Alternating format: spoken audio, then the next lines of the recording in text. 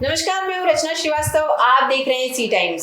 सी times के interview segment में आज हम आपकी मुलाकात करवाने जा रहे हैं योगेश अग्रवाल जी से, जो कि धर्म सेना के संस्थापक अध्यक्ष हैं। बहुत बहुत धन्यवाद सर, आपका बहुत बहुत स्वागत है हमारे स्टूडियो में। सबसे पहला सवाल मेरा आपसे ये है कि धर्म सेना क्या है और ये किस तरह कार्य करती है? धर्म सेना जी वास्तव में सनातन धर्म की रक्षा हेतु एक आंदोलन है जी, संगठन नहीं है, एक आंदोलन है। और इसका मुख्य कार्य सनातन धर्म की और हिंदू संस्कृति की रक्षा करना। जिस प्रकार लव जिहाद हो गया, ईसाइयों द्वारा किए जा रहे धर्मांतरण हो रहे जी, इसका विरोध करके हम उसको रोकते हैं। ये धर्म सेना के कार्य हैं जी मुख्य। सर, राष्ट्रीय स्तर पर और स्थानीय स्तर पर लव जिहाद को लेकर क्या आंकड़े सामने आए? ये बहुत चिंतनीय विषय है कि पूरे देश भर में और लगभग 25 वर्षों से हम लोग ये लव जिहाद का विषय लगभग 25 वर्षों से ये उठाते हुए आ रहे हैं। और पूरे देश भर में जी लाखों हिंदू युवतियों को मुस्लिम युवक अपने झूठे प्रेम जाल में फंसाकर हिंदू बनकर, हाथ में कलावा पहनकर, माथे में तिलक लगाकर हिंदू बनकर हिंदू युवतियों को अपने प्रेम जाल में झूठे फंसाकर उनको धर्म परिवर्तन कर निकाह करके भगा के ले जा रहे हैं। लाखों हिंदू युवतियों को मुस्लिम युवक पूरे देश भर से भगा के ले जा रहे हैं, उनको धर्म परिवर्तन कराया जा रहा है। सिर्फ जबलपुर में, रचना जी, सिर्फ जबलपुर का आंकड़ा मैं आपको बताऊंगा कि पूरे जबलपुर में सिर्फ एक महीने में लगभग, मेरा जो अंदाज है, जबलपुर और आसपास के जो ग्रामीण क्षेत्र हैं, जबलपुर लोकसभा क्षेत्र से लगभग 100 हिंदू युवतियों को मुस्लिम लड़के भगा के ले जा रहे हैं। बहुत चिंतनीय विषय है ये, बहुत चिंतनीय, बहुत बड़ा आंकड़ा है। बिल्कुल जी सर, ये बताइए, लव जिहाद को लेकर जो आप लोगों को जागरूक कर रहे हैं, तो उसमें राजनीतिक पार्टी से आपको कितना सहयोग और क्या सहयोग मिलता है? राजनीतिक पार्टियों का हम लोग को कोई सहयोग नहीं है जी। हम लोग स्व प्रेरणा से सिर्फ और सिर्फ हनुमान जी की कृपा से ही हम लोग ये धर्म रक्षा का कार्य कर रहे हैं। राजनीतिक पार्टी को हमको कोई सहयोग नहीं है, कोई सपोर्ट नहीं है। जी, लव जिहाद हर बार हो ये जरूरी नहीं है, तो आप कैसे अंतर कर पाते हैं कि ये लव जिहाद का मामला नहीं है? देखिए, सबसे पहले तो हमारा विरोध तो यही है, हम लोग कभी ये स्वीकार नहीं करेंगे कि एक मुस्लिम युवक हमारी हिंदू युवती से प्रेम करे, उससे प्रेम विवाह करे।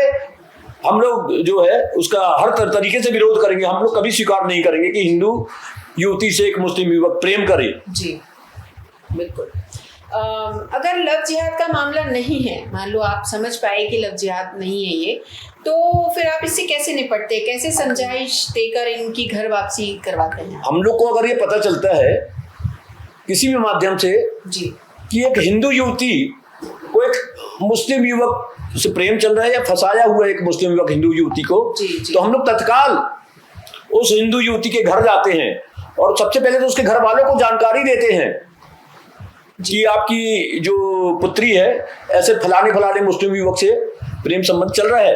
और उस हिंदू युवती को भी हम लोग समझाते हैं और पूरा बतलाते हैं, इस्लाम की असलियत बतलाते हैं कि जो इस्लाम का ताना बाना, हमारी जो पिक्चर जो अभी तक बुनती आई है कि बहुत अच्छा धर्म है, इस्लाम को बताया जाता है। और एक अगर मुस्लिम है, कोई मुस्लिम अगर खलनायक भी है तो बहुत अच्छा उसका चरित्र बताया जाता है, बहुत ईमानदार और बिल्कुल अपने ईमान का पक्का। और अगर एक पंडित है, ब्राह्मण है, तो वो चोर है। ये काफी सालों से षड्यंत्र चला आ रहा है। तो उसके इसी कारण जो है कि इस्लाम को बहुत अच्छा समझ के हमारी हिंदू युवतियां उनके प्रेम जाल में फंसती हैं। यानी फिल्मों का काफी प्रभाव, बहुत प्रभाव है, क्योंकि अभी मुस्लिम जो है अभिनेता भी पूरे छाए रहते हैं। जैसे शाहरुख खान है, सलमान खान है, ये जो मुस्लिम अभिनेता पूरे छाए हुए फिल्म इंडस्ट्री में। तो इसलिए इसका बहुत बड़ा प्रभाव फिल्म इंडस्ट्रीज का हमारे जो हिंदू युवतियां उनके मानसिकता में पड़ता है। ये हम लोग का जो सोचना है। जी, आप जब अभी आपने बताया कि आप घर जाके उन्हें समझाते हैं, उनके पेरेंट्स को बताते हैं कि ऐसा हो रहा है आपके घर में, तो कितने प्रतिशत आपकी बात मान ली जाती है या वो बच्ची समझ जाती है या नहीं समझती है? क्योंकि ये चीज ऐसी है कि इसमें किसी का समझाना कोई मायने नहीं रखता है। तो कितने प्रतिशत आपको क्या लगता है आपके समझाने से मामला ठीक हो जाता है? लगभग मुझे 25 वर्ष हो गए जी। 25 वर्षों से हम लोग ये काम कर रहे हैं जी। और कम से कम हजारों केस हम लोग ने लव जिहाद के अटेंड किए होंगे जी। मुझे लगता है कि बहुत ही कम प्रतिशत हम लोग को सफलता मिली है कि हिंदू युवतियों को हम लोग वापस ले पाए हैं। बहुत ही कम परसेंट, मुश्किल से 10-15% में ही हम लोग युवतियां जो किस्मत वाली थी कि जो वापस आई हम लोग के समझाने पर, और उस मुस्लिम युवक को छोड़ा है उन्होंने। क्या गारंटी है कि वो दोबारा से उनसे कांटेक्ट नहीं करेंगी? नहीं, हम लोग, मैंने आपको बताया ना कि जो हम लोग वापस लेके आए हैं तो वो बिल्कुल उनसे कांटेक्ट में नहीं है, और उनका वो जो है हिंदू युवक से ही उनके घर वालों की सहमति से विवाह करके वो सुखी जीवन जी रही हैं। अच्छा, क्या आप हमारे दर्शकों को कोई ऐसा हाल ही में घटा कोई किस्सा बताना चाहेंगे लव जिहाद को लेकर? बिल्कुल, एक बहुत ही गंभीर, पूरे जबलपुर में जिसको लेकर तनाव की स्थिति में, जबलपुर तनाव की स्थिति में था। अभी हाल में ही जी। आधार रांची थाने की एक हिंदू युवती, ब्राह्मण युवती थी, उस एक मुस्लिम युवक ने जो है लव जिहाद करके हाथ में कलावा बांधकर, माथे में तिलक लगाकर, हिंदू बनकर उसको अपने झूठे प्रेम जाल में फंसाया। और जब उसके प्रेम जाल में फंस गई तो मस्जिद में ले जाकर उसके साथ निकाह किया, उसका धर्म परिवर्तन करवा के उसके साथ निकाह किया, और उसका नाम भी परिवर्तन कर दिया। उसका नाम था अनामिका दुबे, उसका नाम रख दिया उसने फातिमा शेख, और बकायदा फिर उसके साथ कोर्ट में शादी करके, और हिंदू समाज को अपमानित करने के लिए, उसके माँ बाप को अपमानित करने के लिए पूरे हिंदू समाज को उसने चैलेंज देने का काम किया कि उसका जो शादी कार्ड था उसको सोशल मीडिया में वायरल किया, जिससे पूरे हिंदू समाज में, पूरे हिंदू संगठनों में तनाव की स्थिति आपने भी देखा होगा कि उसकी, जिसके कारण पूरे हिंदू संगठनों ने मिलकर, पूरे हिंदू समाज के लोगों ने मिलकर सैकड़ों की संख्या में जाकर एसपी ऑफिस का घेराव किया था और इसका विरोध किया था, इस मुद्दे का। जी। धर्मांतरण को लेकर आप क्या कहना चाहेंगे, क्यों हो रहा है? मैं आपको एक चीज बोलना चाहूंगा जी, कि चाहे ईसाई हो चाहे मुसलमान हो जी, उन सभी का एक ही सपना है। ईसाई जो है वो भी हमारे भोले वाले हिंदू भाइयों को धर्म परिवर्तन करवा रहे हैं। वनवासी क्षेत्रों में हमारे वनवासी भाई हैं, इवन मतलब जबलपुर में भी, महानगर में भी जी, सेवा बस्तियों में जा जाके उन्होंने जो है, मैं आपको बता दूं जिस प्रकार से लव जिहाद का षड्यंत्र चल रहा है, हमारी लाखों हिंदू युवतियों को भगा के ले जा रहे हैं और मुस्लिम बनाया जा रहा है, उसी प्रकार ईसाई मिशनरीज के लोग भी हर वर्ष हमारे लाखों हिंदू भाइयों को बहला कर, फुसला कर, और ये इनके प्रकार जो है ईसाई बना रहे हैं। उनको सिर्फ एक ही सपना, ईसाइयों का एक ही सपना है कि किसी तरह हिंदुस्तान को ईसाई स्थान में बदलना, उसी षड्यंत्र को लेकर वो अपना काम कर रहे हैं। और इसी प्रकार मुसलमानों का भी यही सपना है कि हिंदुस्तान को एक ही टारगेट है। अभी हाल में ही जो एनआईए की रेड पड़ी हमारे जबलपुर में, उसमें भी ये कम से कम 4-5 मुस्लिम युवक गिरफ्तार हुए हैं। उन लोग जो आईएस आतंकवादी संगठन है उसके लिए काम कर रहे थे और पूरा टारगेट था उनका। पूरा कई जगह ये घटनाएं हुई है, कई जगह मुसलमान लोग पकड़े और ये एनआईए के छापे में उनके षड्यंत्र साबित हुए कि 2050 तक हिंदुस्तान के मुसलमानों को सपना है कि हिंदुस्तान को एक इस्लामिक राष्ट्र बनाना। उसी षड्यंत्र में ये मुसलमान भी काम कर रहे हैं और ईसाई भी काम कर रहे हैं। जी, जैसे ब्रेन वॉश किया जाता है बच्चों का, तो ब्रेन वॉश कैसे किया जाता है? क्या हिंदू अपने बच्चों को मानसिक तौर पर इतना कमजोर बना पाए या अपने धर्म के बारे में जानकारी नहीं दे पाए कि कोई भी आकर उन्हें गुमराह कर पा रहा है? ये तो मुझे लगता है थोड़ी सी कमी है हमारे हिंदू समाज में, जिसके लिए हमको जागरूक होना पड़ेगा। अभी ये आपने देखा होगा, हाल में ये पिक्चर आई थी जी, केरला स्टोरी में बताए थे कि एक फातिमा करके एक जो मुस्लिम युवती रहती है, किस प्रकार से प्लानिंग से हॉस्टल में जाती है हिंदू युवतियों को, और किस प्रकार से उनको अपने जो है धर्म जो है, क्योंकि हम लोग अपने बच्चों को धर्म की शिक्षा नहीं दे रहे, उनको भ्रमित कर देती है, उनको भ्रमित करती है कि जो हमारी भगवान श्री राम जो हमारे हिंदुओं के मान मर्यादा के बिंदु हैं, है ना, और जो शंकर जी हैं ये साक्षात भगवान है, भ्रमित कर देती है। जैसे फातिमा ने उसमें बताती है कि जो भगवान श्री राम के सीता जी का हरण हो गया, भगवान राम कुछ नहीं कर पाए और शंकर जी पार्वती जी को अपने कंधे में लाद के घूमते रहे, तो उससे हमारी हिंदू वो भ्रमित हो जाती है। वैसे ही इन लोग भी प्लानिंग से जो है भ्रमित कर रहे हैं, छोटी छोटी प्लानिंग से जो हम लोग शिक्षा नहीं दे रहे, उसके कारण ये जो है ब्रेन वॉश करके भ्रमित कर देते हैं। और अभी हाल में ही जैसे मैंने बताया, दमोह में भी एक केस पकड़ा गया है जी, पास में नजदीकी में जिला है दमोह, उसमें एक मुस्लिम स्कूल के संचालक, गंगा नन्ना स्कूल के संचालक ने अपनी स्कूल में जो नाबालिग हिंदू बच्चियां थी उनको भी हिजाब पहनाकर पेपर में फोटो दी थी मुस्लिम बच्चियों के साथ, जिसको लेकर काफी हंगामा हुआ था। और उसके परिणाम स्वरूप हमारे मुख्यमंत्री जी ने और गृह मंत्री जी ने उसको संज्ञान में लिया और स्कूल की मान्यता भी रद्द हुई और बहुत बड़ा जो है धर्मांतरण का रैकेट उस स्कूल में पकड़ा गया। लोग सभी लोग लिप्त थे। कई हिंदू जो अध्यापिका थी, इवन प्रिंसिपल तक का जो हिंदू थी वहां उसका मत परिवर्तन करवा कर उसको इस्लाम धर्म में परिवर्तित कर दिया गया था। इस प्रकार का षड्यंत्र मुसलमानों का हमारे यहाँ चल रहा है।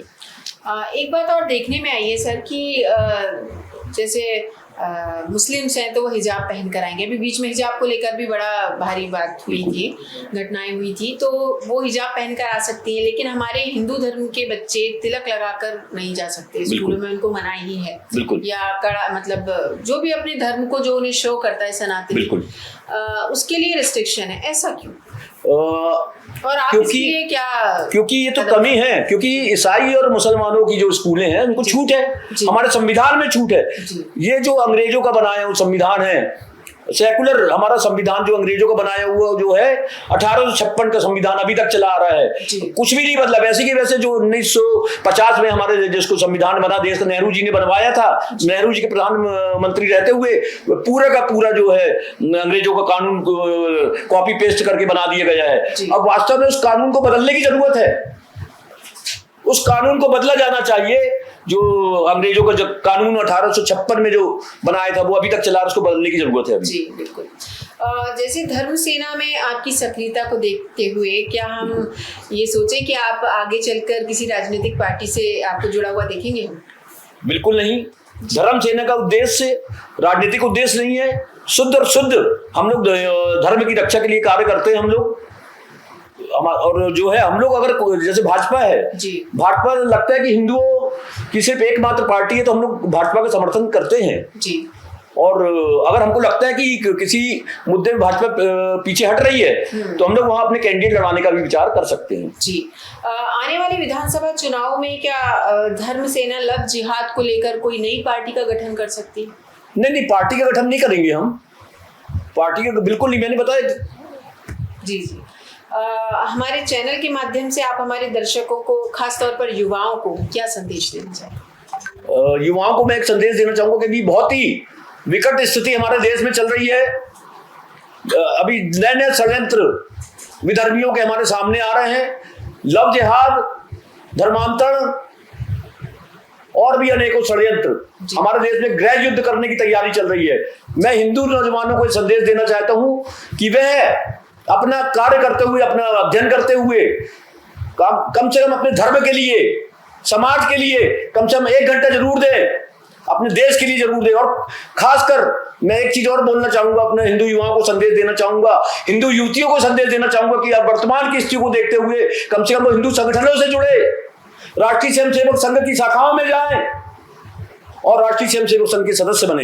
इसी के साथ जी, और सबसे पहले धर्म से जुड़े, बिल्कुल धर्म से जुड़े, धर्म को जाने। बिल्कुल, कि बाकी समाज में बचपन से ही बच्चों को सब चीजें सिखाई जाती है धर्म को लेकर, और हमारे यहाँ उतनी जागरूकता भी नहीं। बिल्कुल सही बोल रहे हैं। एक सवाल और मेरे मन में आया कि लव जिहाद क्यों कर रहे हैं लोग? क्या इस बात की शुरुआत आगे आने वाले सालों में भारत पर आधिपत्य जमाना तो नहीं? बिल्कुल, ये मैंने आपको बताया ना कि इनका जो सपना है कि 1950 तक भारत को इस्लामिक राष्ट्र बनाना, उसी प्रकार ये हर प्रकार से दहशत फैलाकर एक लव जिहाद के माध्यम से जो है हिंदू को इस्लाम में परिवर्तन करने के लिए लगे हुए, परिवर्तित करने के लिए ये जी।